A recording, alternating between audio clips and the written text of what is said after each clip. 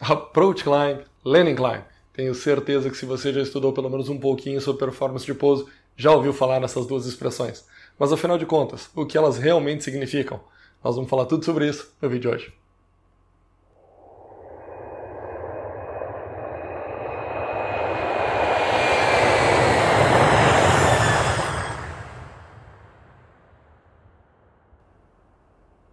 Olá pessoal, como vão vocês? Tudo bem? Bem-vindos de volta a mais um vídeo do canal Acro Performance, mais um vídeo gravado de um quarto de hotel, mas o que importa é o conteúdo. E o conteúdo será: vamos falar sobre Approach Climb, sobre Landing Climb, e numa segunda parte do vídeo, exclusiva para membros, eu vou falar sobre o que isso tem a ver com a aproximação perdida descrita em alguns procedimentos.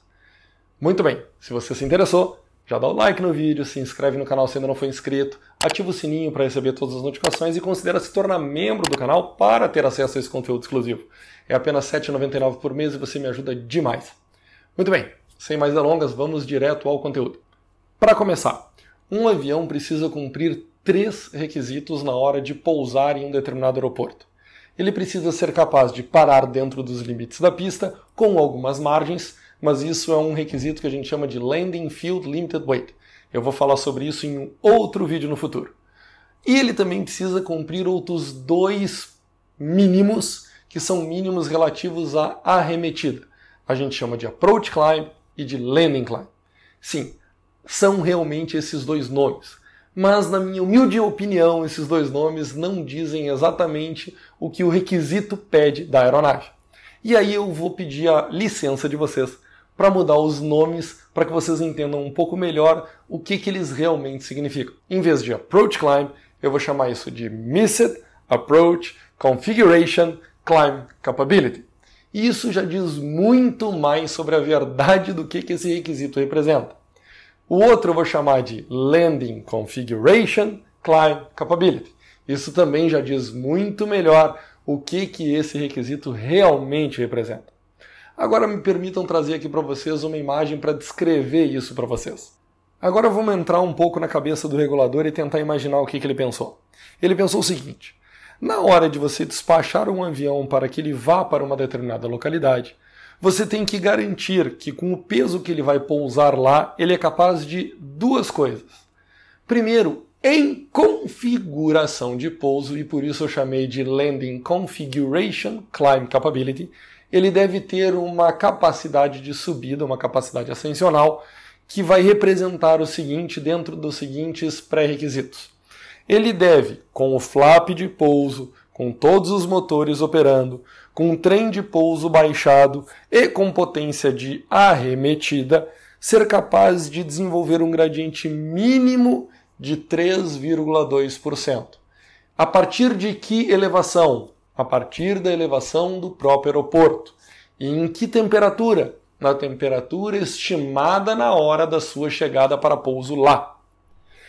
E o regulador pensa o seguinte: vai que, quando esse avião iniciou a arremetida, ele já foi configurado para tal, ou seja, o flap já foi recolhido para a posição de arremetida, o trem de pouso já foi recolhido e neste exato momento o motor crítico falhou. Se você não sabe o que é motor crítico, dá uma olhada nesse vídeo que está aparecendo no card aqui no alto da tela. Bom, se neste exato momento aconteceu de um motor falhar, nós precisamos também garantir uma capacidade ascensional mínima. E por isso agora eu chamei de Missed Approach Configuration, o avião está numa configuração da aproximação perdida, Climb Capability. Mas com um detalhe bem diferente da anterior, é que agora, em vez de estar com todos os motores operando, ele tem todos menos um. Quem é o menos um? É o seu motor crítico. Então vamos lá aos requisitos do Approach Climb, que é com um flap de aproximação perdida, já setado, com o motor crítico inoperante, com o trem de pouso já recolhido e com a potência de arremetida setada. Ele deve desenvolver um gradiente mínimo que agora varia. Varia como? Depende do número de motores que tem o seu avião. Se ele tinha 2 com um motor a menos, ele deve conseguir, nesta configuração, pelo menos 2,1% de gradiente de subida. Se ele tinha 3 com um a menos, ele deve conseguir 2,4% de gradiente de subida. E se ele tinha 4, por exemplo, um 747, ele com um a menos, agora 3 apenas funcionando, deve conseguir um gradiente mínimo de subida de 2,7%. Atenção para um detalhe interessante. O Landing Climb, que tem todos os motores funcionando, o requisito é o mesmo para qualquer aeronave. O Approach Climb, que tem um dos motores, o seu motor crítico, inoperante, tem requisitos diferentes dependendo da quantidade de motores que seu avião tinha.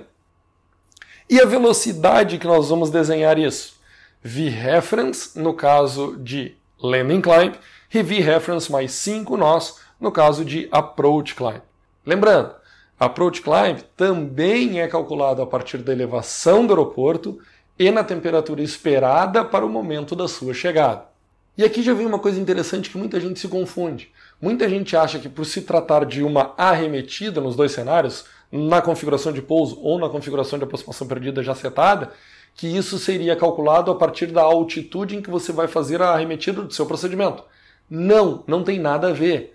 O que nós estamos falando é da certificação da nossa aeronave. A gente sequer sabe, na hora que a gente está calculando o despacho do voo, qual é o procedimento que o nosso avião irá executar lá na chegada. Esse procedimento pode ter uma DA mais baixa, ou uma EDA mais alta, ou até uma MDA bem mais alta. Não interessa. Interessa sempre a elevação do próprio aeroporto para o cálculo dessa arremetida. E também não interessa que esse avião continue mantendo esse gradiente ao longo de todo um perfil de arremetida. Ele tem que manter esse gradiente como um que a gente chama de um snapshot. Apenas um exato momento. É no exato momento em que aquilo é registrado. O avião acabou de recolher o seu trem de pouso, o avião está com o flap de arremetida, o avião está com a potência de go-around setada nos motores que lhe restaram, motor crítico está falhado, e ali qual o gradiente que eu estou desenvolvendo? Exatamente 2,1 naquele instante. E logo depois ele começa a cair esse gradiente, que é algo absolutamente normal à medida que a gente sobe, o ar fica mais rarefeito, o motor desenvolve menos tração, o gradiente de subida fica mais baixo. A mesma coisa vale para landing climb. O avião ele está configurado com flap de pouso, com trem de pouso embaixo, todos os motores em potência de go-around e é feito um snapshot, uma visão daquele ponto específico que o avião tem que cumprir no mínimo 3,2% de gradiente de subida. Logo depois ele começa a cair com esse gradiente. Quando isso é um problema? Normalmente em aeroportos altos e principalmente quando ele além de estar alto, ele está quente. Não é um problema para qualquer aeroporto ao nível do mar. Os aviões conseguem cumprir gradientes muito superiores a esses quando a gente está próximo do nível do mar, mesmo em dias quentes.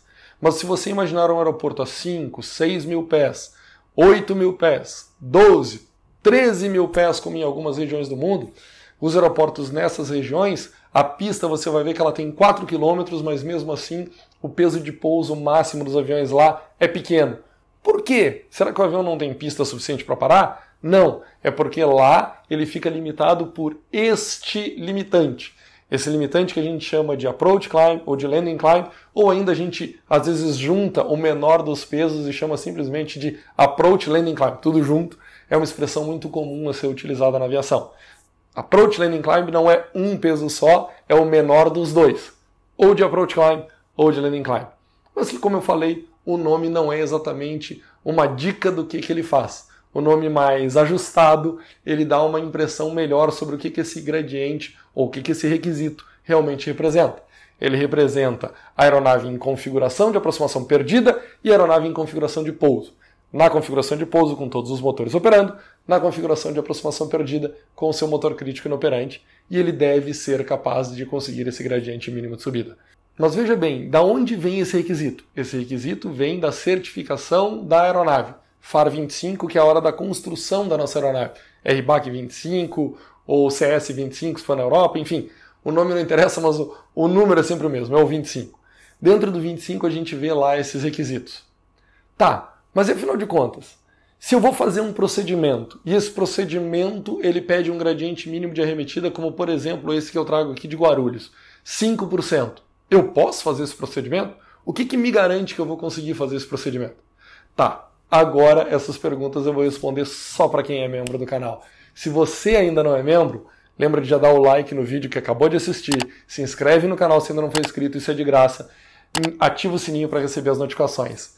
Lá embaixo deve ter um botão no seu celular, aderir seja membro. Se não tiver nenhum dos dois, link na descrição do vídeo, só clicar nele e você se torna membro aqui do canal por apenas R$ 7,99, com direito a acesso a esse conteúdo exclusivo. Compartilhe o vídeo com os seus amigos, me dá comentários, sugestões sobre vídeos futuros. Me deixa saber o que você achou desse. Muito obrigado por enquanto. Aos membros, eu vejo vocês para responder a segunda parte da pergunta, que é o que isso tudo tem a ver com os procedimentos de aproximação perdida publicados em CAP. Segue lá nas redes sociais. Um abraço e até a próxima.